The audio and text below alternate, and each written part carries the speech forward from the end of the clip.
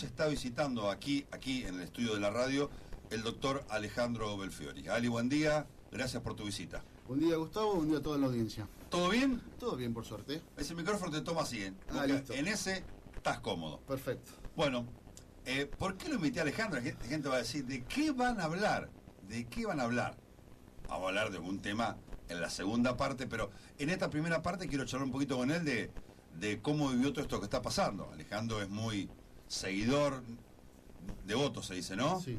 De Francisco, muy cercano a la religión católica, así que es bueno hablar con alguien de este tema. Bueno, ¿cómo lo viviste, Ale? Conmocionado, la verdad, que no esperaba tan pronta su partida. Pensé que por ahí podía aguantar un tiempito más. Yo tuve la gracia de conocerlo, como tuvieron todos los que vieron en Buenos Aires, mientras él fue arzobispo de Buenos Aires. Uh-huh. Él fue arzobispo a partir del año 1998. Su antecesor, el cardenal Quarrachino, quien era arzobispo de Buenos Aires, y las personas de acá de América mayores de 70 años seguramente lo van a recordar a Quarrachino, porque también fue obispo acá de 9 de julio. Claro. Lo decide poner a él, le costó mucha fuerza, tuvo que hacer en el Vaticano, como obispo coadjutor, que es obispo con derecho a sucesión, a Jorge Mario Bergoglio, luego que lo había nombrado obispo auxiliar de Buenos Aires. Cuando fallece Quarrachino, asume Quarrachino en una línea muy conservadora dentro de la Iglesia, claro, en la antípoda de lo que es el pensamiento pastoral, de la línea pastoral de Bergoglio y ahora el Papa Francisco.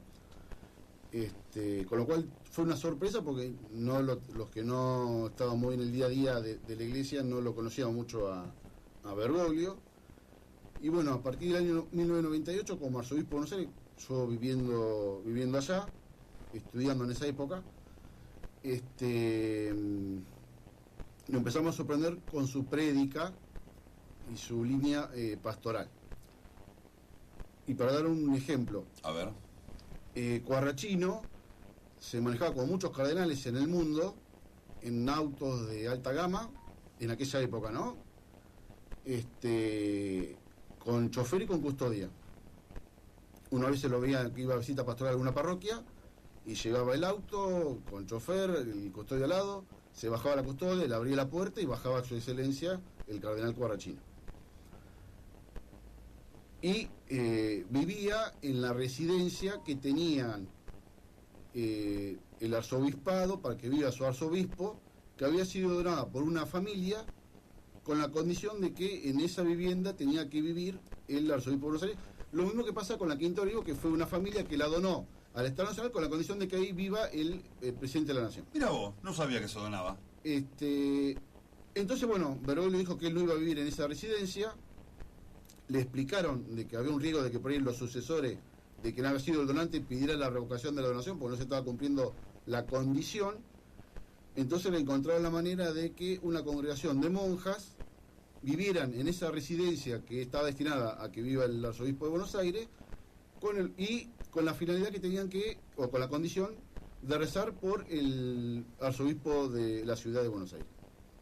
Bergoglio vivió al lado, en la curia del arzobispado, que es un edificio grande que está pegadito a la catedral. Si uno mira la catedral de frente de Plaza de Mayo, mano y de derecha hay un edificio grande. Ahí vivía en una habitación muy sencilla y se caracterizó por su sencillez. Siempre se manejaba en los medios de transporte público, o por ahí si iba a alguna parroquia, el sacerdote de la parroquia lo arrimaba en su auto después de vuelta a la curia. Y eso, bueno, fue algo que fue impregnando en la ciudad, porque la gente no está acostumbrada a cruzarse al arzobispo en un medio de transporte, en el subte, como hay fotos que ahora han publicado, claro, o en los colectivos. Cuando él fue elegido papa, obviamente la emoción fue muy grande, la sorpresa, pero los que habíamos estado, que lo conocemos él, teníamos el privilegio de saber cómo pensaba. Porque fue un papa que se manejó igual a como se manejaba en Buenos Aires cuando era arzobispo. Él pidió que el auto del Papa, cuando lo trasladaban, sea un auto sencillo, con lo cual utilizaba en principio un Focus, me acuerdo que había una foto, un Focus azul, y en el último tiempo en un Fiat 500, color blanco. Ah, tiene todos los detalles, Alejandro. Bueno, lo invité a Alejandro porque cuando empezamos a charlar hace unos años, cuando él vuelve a América... ¿Qué te viniste a instalar después de la pandemia, Alejandro? En el medio de la pandemia, el 21. En el medio de la pandemia. Vos te habías recibido y vivías y trabajabas en Buenos Aires. Sí. Estamos bien hasta ahí. Vos siempre fuiste familiarmente, no solamente creyente, sino cercano. O sea, sos de participar todos los sábados a misa actualmente, sí, Alejandro. Sí. Lo mismo hacía en Buenos Aires. ¿Cómo se dice? ¿Un practicante? No, Sí, católico practicante. un católico practicante. ¿En Buenos Aires es lo mismo? Exactamente. ¿Y a dónde ibas? Iba a una parroquia de barrio, muy parecida a la que puede ser la parroquia de acá, chica en cuanto a la cantidad de público, pero al ser de barrio, una vez que uno empezó a ir y te conocían, ya te hacías familiar, entre comillas, ya te conocías con las personas que iban que concurrían a la parroquia, ¿no? Con lo cual me terminé siendo muy amigo del cura, del sacerdote que estaba en ese momento de párroco, que era un colaborador muy estrecho de Bergoglio, Ajá. cuando él era arzobispo de Buenos Aires. Ahí empieza un poco, no la relación, pero el conocimiento El con conocimiento del Papa a través de este sacerdote. Te quiero mandar un saludo. Te mando un saludo a Esteban Colareda. Bueno, muchas gracias, igualmente tengo para vos. ¿Lo conoces? Sí, por supuesto, como no lo conoces. Y saludos de Javier, que tengo un audio, y de Esteban. También, a los amigos Esteban y Javier, muchas gracias por Saludos al Belfio, me pone Colareda, ¿eh? Qué grande el Cola, Pará. Saludos de Jano Vidal. Muchas gracias igualmente. Vamos a aflojar un poco con los saludos porque Alejandro arrancó ya contándome y no quiero llegar todavía al papado. Saludos al compadre y compañero. ¿Quién es? Pedrito. El Pep, Sí, como le decís vos. Pep Rubio. Pep le decís, ¿no? Peter. Peter. No sé qué es Pep. Bueno, gracias a la gente que está del otro lado, escuchando y compartiendo. Lo que cuenta Alejandro de la austeridad, cada arzobispo se maneja como quiere y como puede, ¿no es cierto? Es decisión. Tiene totalmente libertad para eso. Claro. Pero ustedes veían, cuando lo empezaron a conocer, que era distinto. Y era distinto a los anteriores. Claro. Pero no está mal, pero era distinto. Era distinto, sí, tenía otra postura más en línea con lo que él predicaba, que era una iglesia pobre para los pobres. ¿Vos fuiste a Brasil, Alejandro? Sí, fue a la JMJ. ¿A la qué? A la Jornada Mundial de la Juventud, que fue donde fue el Papa en el 2013. En julio del... ¿Él asumió en qué año? En marzo del 2013. ¿Asumió? Asumió, sí. ¿Y en Brasil estuvo? En julio de ese año. Fue una locura, ¿no? Sí, fue una locura. Fuiste con un grupo... Vos estabas en Buenos Aires todavía, claro, sí. Estaba en Buenos Aires con un grupo de la parroquia y todo el paquete se compró mucho antes de la renuncia de Benedicto. O sea, todo el mundo... ¿Ibas vos igual? Sí, yo ya tenía todo el paquete comprado. Íbamos porque iba a ir el Papa, personalmente Benedicto. La repegaste. De casualidad salió así, sí. Claro, ¿se acuerdan? Era Benedicto el anterior, ustedes iban con la parroquia acá de Buenos Aires, todos juntos. ¿Cuántos fueron? Varias parroquias juntas. Claro, ¿cuántos fueron? Un montón, de Buenos Aires fueron muchísima gente. En el grupo que estalló éramos 30 y pico, calculo, 40 y pico. ¿Y estuvieron cuántos días en Brasil? Y todo lo que duró la Jornada Mundial de la Juventud, 4 días, por ahí, algo así. Claro. Y tuvieron la posibilidad, bueno, de verlo a la distancia, pero estuvo Francisco. Estuvo Francisco, sí. De hecho, cuando lo vi por primera vez, era ver al mismo cura que yo conocía con otra sotana, digamos, de otro color. Claro.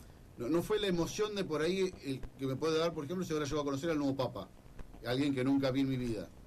Era alguien conocido que estaba con otra sotana que blanca, nada más. Claro. Che, Alejandro, escúchame, y es verdad lo que me acota Marcelo acá en un mensaje, y ahí salió Hagan Lío. Exactamente, en un mensaje que le dio a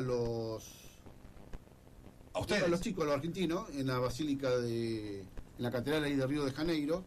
Él pidió que quería tener un encuentro con los argentinos y lo hizo ahí en la catedral, que yo no pude ir porque estaba desbordada de gente y cuando nos enteramos ya estaba todo lleno.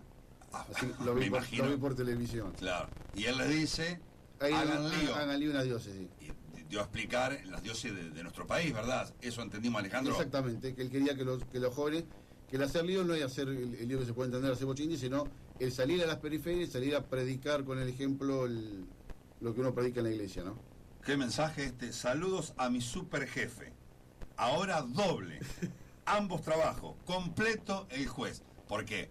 Alejandro trabaja en el Estado Municipal, es el juez de falta, el juez de falta de nuestro distrito, y aparte está trabajando también en la Liga. En la Liga, en el control de pena. En el tribunal. ¿Trabajaste ayer o no hubo anoche? No, ayer no, hoy voy a ir. Ah, vas hoy. Bueno, che, Ale, ¿y cuántas veces en la previa de que sea Papa estuviste con Bergoglio acá en Argentina, en Buenos Aires? A ver, una sola vez, cuando fue a la parroquia, mano a mano así de poder... Está bien, sí. Que me bendijo la imagen de la Virgen de Luján y me saqué una foto con él, que una foto te mandé que estoy abrazado. Claro. Esa vez fue la única que estuve así mano a mano. Pero después verlo en celebraciones eucarísticas, montones. Un montón. Por ejemplo, en el... Vamos a aclararme bien porque yo soy celebración eucarística, una misa. Una misa, claro, una exactamente. Misa. Contame. No, que en misa lo vi un montón, en Luján cuando iba a las peregrinaciones, que siempre se celebra la misa a las 7 de la mañana del domingo. También lo vi ahí, en la catedral, en distintas celebraciones. Así que sí, no, verlo en vivo y escucharlo en su homelías un montón de veces. ¿Alguna vez te costó un San Lorenzo River? Vos que sos bien gallina, bien de River, y tu jefe espiritual es bien del Ciclón. No. Intransigente en ese punto. No, ahí no se negocia, ¿no? Ahí no se negocia. No, Pedro, ¿viste? Ahí no se negocia, ¿eh? Ahora, ¿qué más allá de... No vamos solamente los futboleros. Era distinto. Por algo llega, pero ¿qué tipo futbolero, eh? Sí, muy futbolero, le gustaba mucho ir a la cancha. De hecho, San Lorenzo fue varias veces a verlo. Yo me imagino a Alejandro cuando él fue papa y lo viste con Messi. Lo que debe haber sido por vos, Alejandro es muy fanático de Messi, muy mesista. Así, lo que debe haber sido para vos, ¿no? Sí, una muy linda imagen esa, cuando está con el olivo en una jornada por la paz. Sembraron un olivo ahí en el Vaticano. Y en Plaza de Mayo, frente a la catedral, también hay un olivo plantado por Bergoglio, que tiene una pequeña placa, que si uno se acerca, la ve que dice el año y la fecha en la que fue sembrado ese olivo. El Loco Belli te manda un saludo. Gracias igualmente. ¿Te conoce de alguna que ha pasado por ahí seguramente? Posiblemente. Bueno, saludo. Importante que te saluden, ¿eh? Se dan cuenta, ¿no? Che, Ale, ¿y dónde estaba? A mí me interesan estas cosas.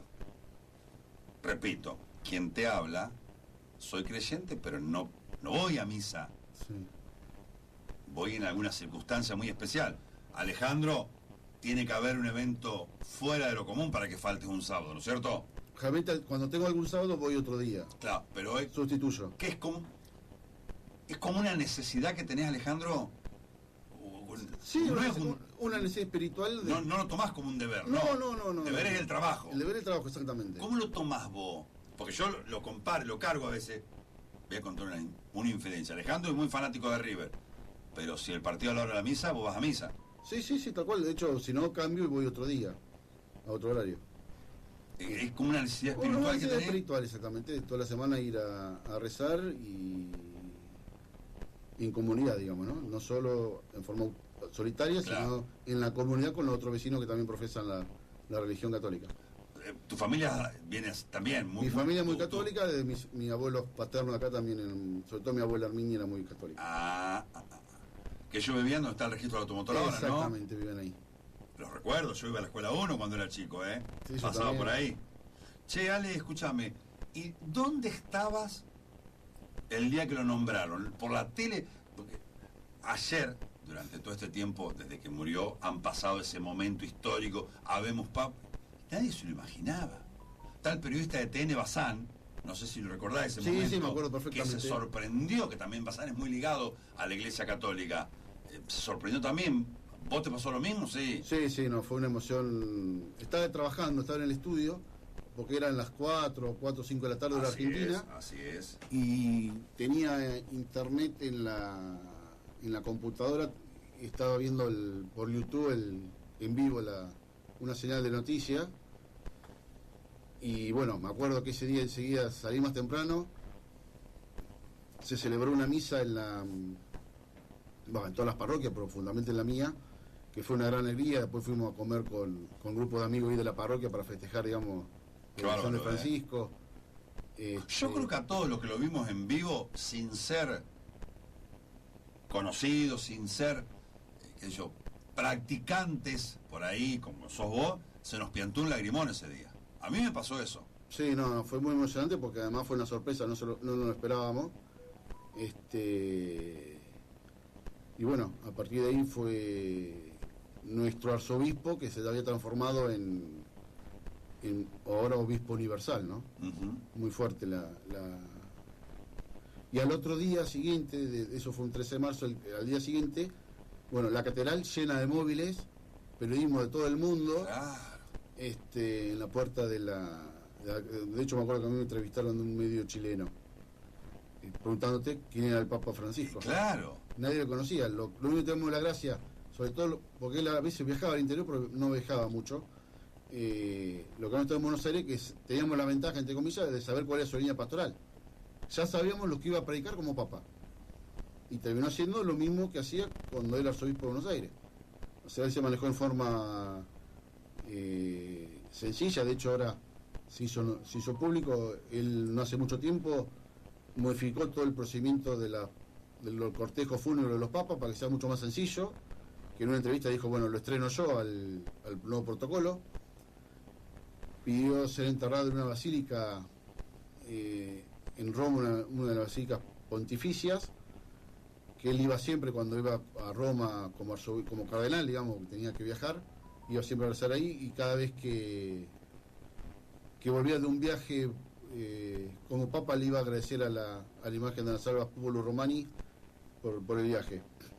Y la lápida solamente pidió que tenga el nombre de él en latín, sin ningún tipo de título honorario ni nada. Una cosa, ¿quién elige el nombre Francisco? ¿Él? Él lo eligió. ¿Por qué? Dice que él comentó en un reportaje de que un cardenal brasileño que estaba cerca de él, cuando se acerca la votación, que necesitan una mayoría especial de 2/3 de los votos, y él ya veía que se caminaba a ser él el ganador de la votación.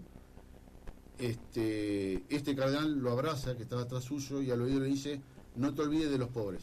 Y en ese momento él se le ocurrió poner el nombre de Francisco. Temas. Por Francisco, San Francisco así, ¿no? El Claro. santo. Bueno.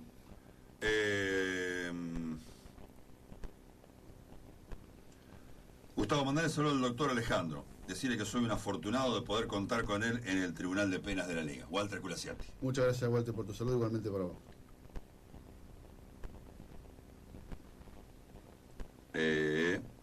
Saludos a mi querido Ale.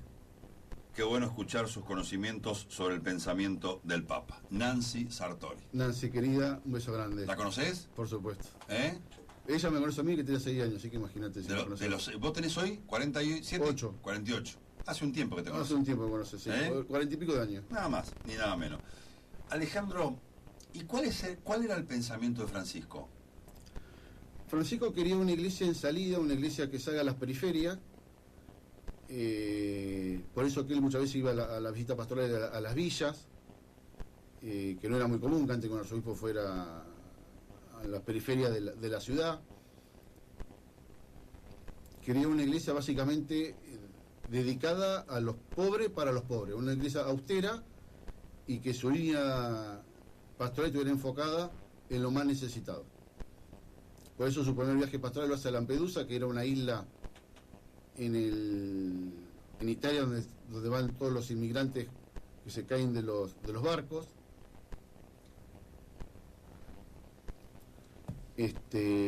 Con lo cual él empezó como papa de a poco con sus gestos a mostrar el tipo de iglesia que quería. Esto más o menos resumido, tenés para hablar una hora si querés. Sí, pero... sí, tal cual. ¿Sabés quién te manda un saludo? La mamá de Peter, Moni. Bueno, Mónica también. Moni Rubio. Un beso grande. Alejandro, ¿cómo viviste la grieta? Porque vos sos, repito, lo conociste en Buenos Aires, has charlado, has estado en muchas misas que dio él, y un día llegó y la gente y quiero que venga a la Argentina, y seguramente tuvo un motivo y se lo llevó a la tumba a él. Algo anticipó en alguna charla. ¿Cómo viviste vos? Porque en un momento le pegaban todos, Alejandro. El periodismo, sí. Porque estaba peronizado y porque la política llega a todos lados, Alejandro. ¿Cómo lo viviste vos? Vos siempre del lado de Francisco, porque soy testigo de eso. Creo que a los argentinos, ¿no? Nos tendría que ser una reflexión de que por qué motivo no permitimos, porque fuimos los argentinos los que no permitimos que el Papa viniera a visitar nuestro país, ¿no? No solo que venga a Buenos Aires, sino el resto del país. Los únicos dos países de Latinoamérica que no visitó fue Argentina, y de rebote la ligaron los pobres uruguayos, que no tienen nada que ver con nosotros, pero los dos países que no visitó fueron Uruguay y Argentina. Claro. Pero bueno, yo creo que fue por el tema de la guita, quedar expuesto, que pensaran que por ahí porque venía cuando estaba Cristina, porque era Cristina, cuando estaba Macri, porque era Macri, y así sucesivamente. Y bueno, siempre se lo tomó gestos que él tenía pastorales desde el punto de vista político. Y el objeto que hacía siempre eran eminentemente pastorales. Por eso yo te invité a vos, Alejandro, porque vos lo conocés de Buenos Aires, con tu pensamiento político, Alejandro Belfiori, con tu equipo de fútbol, con tu vida normal de abogado, recibido, estudiante, pero cercano a la iglesia. Entonces, vos lo conocés de antes, y no cambió. Él iba a las villas acá, y también en el mundo lo hacía, y una manera de vivir y de pensar. Sí, tal cual. Y de hecho, bueno, en el arzobispo que él designó cuando fue elegido Papa para Buenos Aires fue Mario Poli, que estaba de obispo de Santa Rosa, que en realidad en ese caso designó al que ya tenía en su escritorio Benedicto para nombrar, que Benedicto sé que lo frenó al nombramiento en víspera de que había un cónclave por delante. Claro. Entonces decidió, no lo veía mal, y decidió ponerlo a designar al que anteriormente su antecesor. El que está ahora, García Cuerva, sí, lo decidió él, y claramente le regala a Buenos Aires, o le regaló a la ciudad de Buenos Aires un arzobispo con su misma línea pastoral, su misma línea de pensamiento, un obispo que es joven y que va a estar durante muchos años al mando de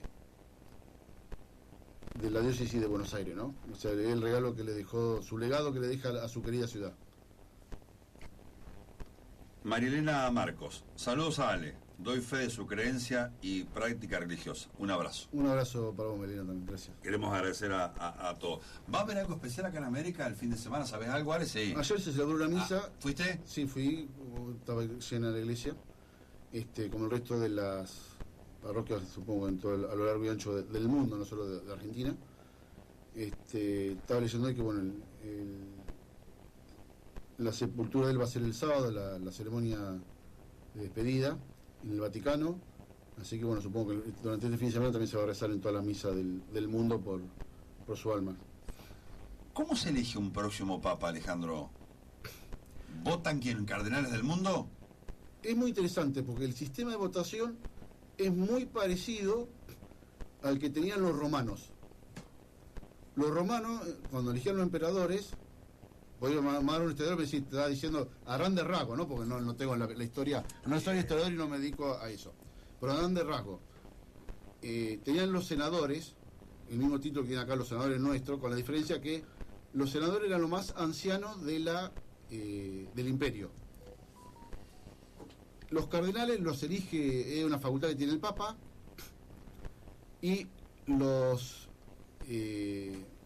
menores de 80 años son los que participan del cónclave. En este cónclave que va a haber ahora hay un 60 y pico % que fueron elegidos por Francisco. Claro. Y el resto fueron elegidos por Benedicto o todavía algunos por Juan Pablo II. ¿Ah, sí? Con lo cual hay muchos cardenales que van a estar por primera vez en un cónclave. En el caso de los 4 argentinos, que eso es algo que es también histórico, nunca Argentina tuvo 4 cardenales con derecho a voto y a ser elegidos. El arzobispo de Córdoba, Ángel Rossi, jesuita como el Papa y discípulo del Papa, fue Bergoglio el que lo presentó a la Compañía de Jesús, o sea, tiene un vínculo muy estrecho con el Papa, tenía. El arzobispo de Santiago del Estero, que era anteriormente había sido auxiliar de Buenos Aires como obispo. Víctor Fernández, que era el arzobispo de La Plata, que lo llevó a trabajar con él al Vaticano como prefecto de la doctrina de la fe.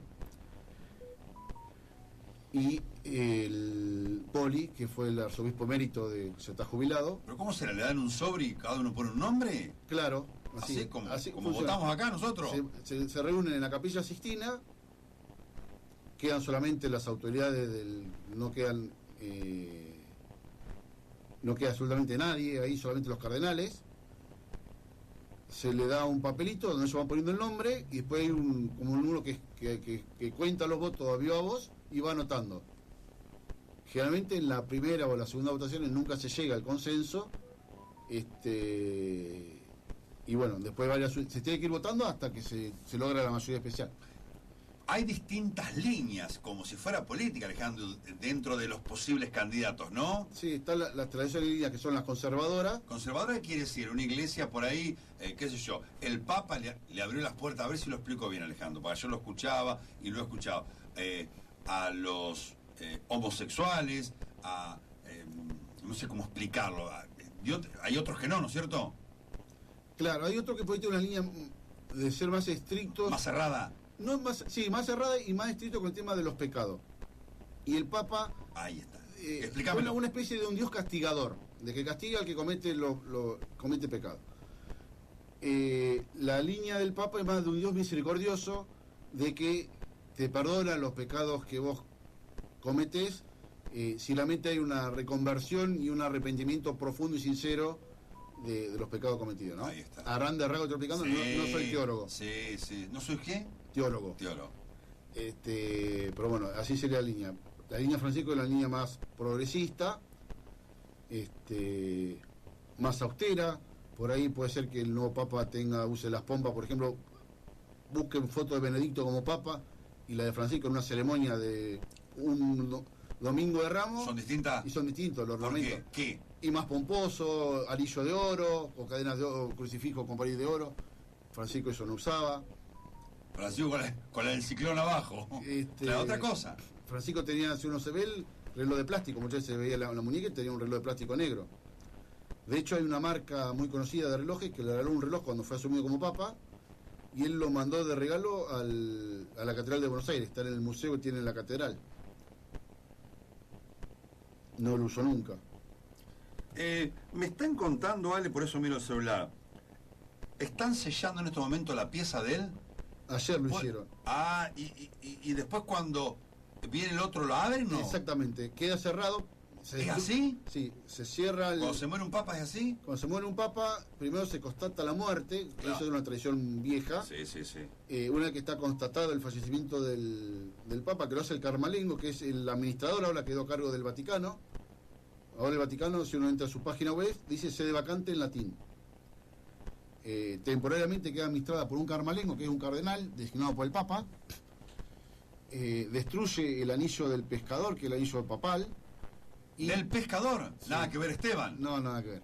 Y el anillo y los sellos pontificios, para que no se pueda utilizar el nombre del Papa en ningún documento oficial. Y se sellan las habitaciones para que nadie pueda entrar. Sellos que se rompen. A mucha gente le está pasando que se están viendo ahora lo que se hizo y se rompen esos sellos cuando el nuevo Papa elegido es el que lo va a romper, y va a habitar de vuelta. Veremos si va a residir en Santa Marta como Francisco o volverá a los aposentos pontificios dentro de la Basílica de San Pedro. Bueno, la verdad, Alejandro, hermoso momento de radio. La gente está aprovechando y todos estamos aprendiendo un poquito más. Tengo más preguntas para ir a cantar. Alejandro, gran tipo, muy respetuoso, igual que su papá, que fue al colegio conmigo. Con Norma se encuentra los sábados en misa. Mi tío Juanchín. Sí, gracias, Juanchín. Qué saludo te mandó para hoy tu padre, ¿eh? Fenómeno, Juanchín. Y a ver si tenés memoria, lo voy a poner a prueba acá. Qué saludito, ¿eh? Escuchá, estas cosas tiene la radio, Alejandro, te vas a sorprender. Buenos días, Gustavo. Saludos para Ale. Lo recuerdo a él y a sus hermanas los sábados yendo a almorzar. trabajé con sus abuelos, don Pancho y Hermina. Esther Hampi. Sí, cómo no me voy a acordar. Gran recuerdo y un beso grande para Esther.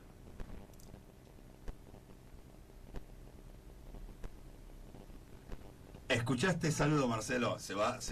Lo voy a hacer tentar, Alejandro. Lo voy a contar igual, como me lo mandó, Es como la madrugada. No tiene corazón. Pero que sea piadoso con las sanciones.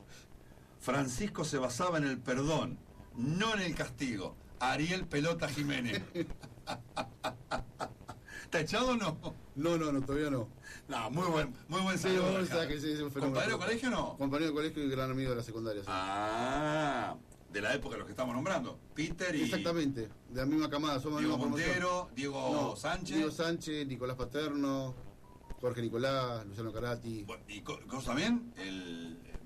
Con la edad. También, sí, obviamente. El Ting. Nada. Qué bien que estuvo Ariel, mezcló todo, Pero bueno, en lo que respecta, yo tengo que aplicar el reglamento, ya se lo dije una vez.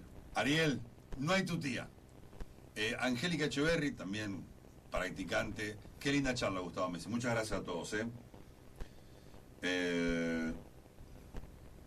Mario Ángel de la Torre. Linda charla, me estoy enterando un montón de cosas que no sabía. Es verdad lo que me dice Pablo Badilla. Ayer veía una nota, Alejandro, porque ahora aparecen notas, el tema de los zapatos. Él tenía un problema, ¿no? Él usaba zapato negro, los mismos zapatos que usaba en Buenos Aires. Él tenía un problema de una renguera y usaba zapato ortopédico. Bueno, por ejemplo, en el tema de los zapatos, si uno se fija, foto de Benedicto, usaba zapatos rojos. Claro. Él no, zapatos clásicos. Y en un momento, creo que en el Gato Silvestre le dice, los tengo un poco gastados los zapatos. Viste que le hablaba así medio pausado. Sí. No conozco a Alejandro, pero me está encantando la charla. Malena Pérez, muchas gracias. A todos, Bueno, no quiero dejar ningún saludito afuera. Alejandro, ¿hay algún motivo para vos, por lo que has leído, estudiado, que hasta acá nunca hubo un papa negro? No hay motivo específico. Puede darse tranquilamente en esta votación o en alguna otra... Porque dicen que alguien escribió que el día que haya un papa negro se termina el mundo. Sí, eso en realidad... Decilo, tirate a la pileta. ¿Vos qué opinás de eso? No, yo creo que se puede dar, como en su momento tampoco era imposible que se diera un papa de argentino o latinoamericano. Yo antes de la elección de Bergoglio escuchaba, nunca puede ser un papa jesuita, por la línea pastoral que tienen los jesuitas, y bueno, sin embargo fue un papa jesuita, además de ser argentino. ¿Bergoglio era jesuita? Bergoglio era jesuita. ¿Y qué otro hay nombres así? ¿Jesuita o puede ser? No, los jesuitas hay una ordenación religiosa como muchas otras, que fue creada por San Ignacio de Loyola, que tiene una línea pastoral como la marcada por Francisco.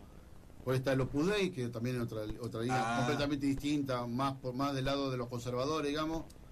Y bueno, hay mucha ordenación religiosa, ¿no? Esto es muy importante. Me gusta que pasen estas cosas en un programa de radio. Silvia me cuenta, no profeso la fe católica, pero qué linda charla.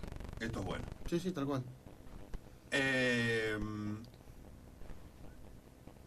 ¿Vos te tirás por algún lado, no el nombre del sucesor, por qué lado va a ir la votación? ¿O es imposible, Ale? Yo espero que se conserve la línea pastoral que tenía Francisco, digamos, ¿no? Y que se eligiera alguno que mantenga su legado y lo profundice con su impronta. Pero es imposible saberlo porque hay que ver primero cómo ahora se van a hacer reuniones de los cardenales donde van a explicar su visión de lo que ellos creen que tiene que ser el rol de la Iglesia en el futuro. Uh-huh. Y ahí, bueno, entre ellos se van a empezar a escuchar a cuál es la línea de pensamiento de cada uno. Y bueno, por ahí puede salir un tapado que no está... Como pasó. De hecho, Bergoglio a esas reuniones previas no iba a ir. Iba a ir directamente para el cónclave de derecho. Y se ve que tuvo algún presentimiento interior y se retiró unos días para rezar el tema, y cuando volvió dijo, no, voy a ir a la congregación y voy a decir lo que yo pienso de la Iglesia para el futuro. Y bueno, gracias a esa concurrencia que él fue ahí, despertó el interés de muchos que por ahí lo conocían medio no del todo, y terminó sacando la mayoría especial para ser elegido papa. Mira lo que me pasan. La foto de Benedicto, todo oro. Claro. Que es verdad, no me prestó atención. Mirá, con una pelota de fútbol. ¿Qué? ¿Y el reloj que dijo Alejandro? Sí, mirá. Mirá, Alejandro. Pucha, a ver si lo hago un primer plano. De plástico, lo compró en 11. Tal cual. Mirá, pero es verdad. Justo Marcelo buscó las dos fotos. Si no era que no está mal. Claro, pero son líneas Benedicto, distintas. todo de oro vestido, y el nuestro con una cadenita normal. Normal. Y si era el mismo reloj que tenía cuando era arzobispo, él le pegan el palo. Acá uno se lo tira a la pileta. Para mí el próximo papa va a ser un italiano, dice. Puede ser, hay varios que pueden. El arzobispo de Bolonia. Hay un Par ahí. Pietro Patroni, que es el secretario de Estado. También otro candidato, sí.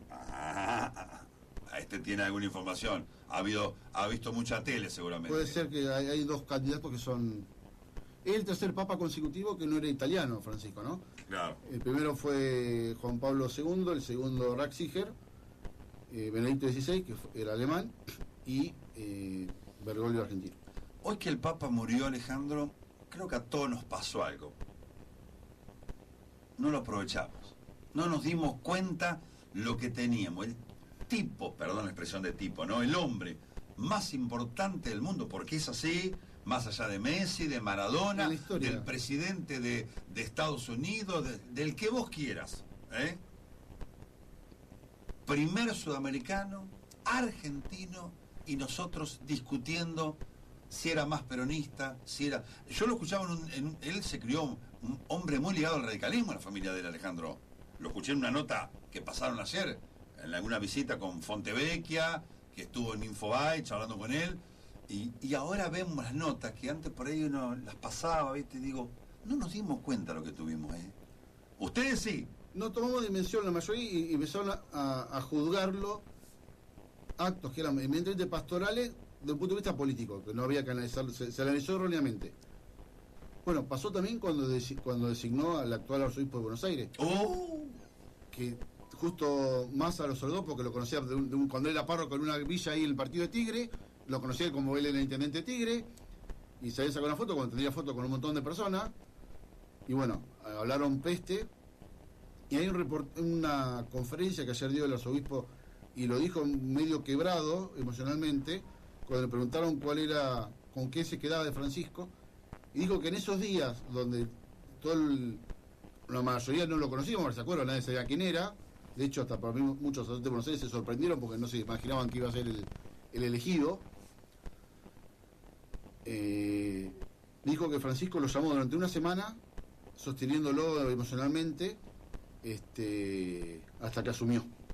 O sea, que lo acompañó en esos días que la prensa tanto lo criticaba y que se armó tanto revuelo, lo sostuvo emocionalmente. Alejandro, por supuesto que te iba a preguntar esto, porque alguien me dice, pero no, estaba para la parte final, porque lo hablamos con Marcelo ayer y nosotros contamos las cosas como las sentimos y un programa de radio en vivo. ¿Cómo tomaste vos cuando el presidente le dijo lo que le dijo? Porque una cosa es decir, el Papa está peronizado, o es radical, o fue amigo de Alfonsín. Te digo cosas que pueden ser o no importa, Alejandro. Y es popular, y ahora el Estadio San Lorenzo va a llamar Francisco, me parece espectacular, el nuevo Estadio San Lorenzo cuando se termine. Pero cuando dijo, es el enviado del diablo, a veces uno no piensa lo que dice, o lo siente. ¿Cómo lo viviste vos, Alejandro? No, a ver, uno puede decir cosas que solamente después se arrepintió, de hecho lo demostró que se había arrepentido, obviamente que no está de acuerdo con esa postura, pero bueno, cada uno es libre de decir lo que le parece, digamos, no, nada más que eso, una agresión al Papa, nada más. Pero bueno, después... Y para la gente que dice, yo no lo quiero porque no vino a la Argentina, debe haber un motivo por qué no vino a la Argentina. Bueno, justamente el tema de la grita, él no quiere quedar expuesto, o sea, lo que se temía en el Vaticano, porque, digamos, una vez que uno elegido Papa, no solo el Papa que sí, sino que hay que estar toda una estructura. Tengamos en cuenta que el Vaticano es un Estado, como otro país más, como si fuera otro país como Italia, como Francia, como Argentina, que tiene toda esa estructura diplomática, y bueno, tenían miedo que por ahí venía acá y pasar lo que pasó ayer con la vicepresidenta, que cuando salió de una misa en la Basílica de San José de Flores, terminó abucheada. Ajá. Bueno, querían evitar que el Papa pudiera correr el riesgo de que pasara eso. Entonces, le aconsejaban que no era propicio, no había un ambiente, porque digamos, el Papa abucheado en su propio país se hubiera potenciado mucho más de que sea abucheado en otro país, no todo el mundo, donde capaz que no, digamos, no iba a tener la misma repercusión mundial. Yo me quedo sorprendido, Alejandro. Veía ayer en redes sociales en América y en la República Argentina la gente enojada porque no vino al país. Primero, por ahí no saben que no es a veces decisión solamente de... Hay un montón de... Es un Estado. Es lo que estoy diciendo, claro. Por eso, que, o sea, a él le aconsejaban que no había un ambiente político propicio para una visita, porque si salía mal... Si venía con Macri, el peronismo se enojaba. Si venía con Alberto, si venía con Milei, así estamos. Tenía el miedo de que actos de repudio contra el Papa se hubieran potenciado a nivel mundial, porque hubiera sido repudiado el Papa, en el hipotético caso de eso hubiera pasado, en su propio país natal. No hubiera sido indiferente ante el mundo, como tampoco fue indiferente como por ejemplo se sancionó la ley del aborto en Argentina. Claro. Que creo que hubo poco tacto político, tendría que haber esperado que el Papa se muriera para hacerlo. Digamos, ¿Vos pensabas así? Yo calculo que sí, fue un poco... Por eso se enojó con Alberto Fernández.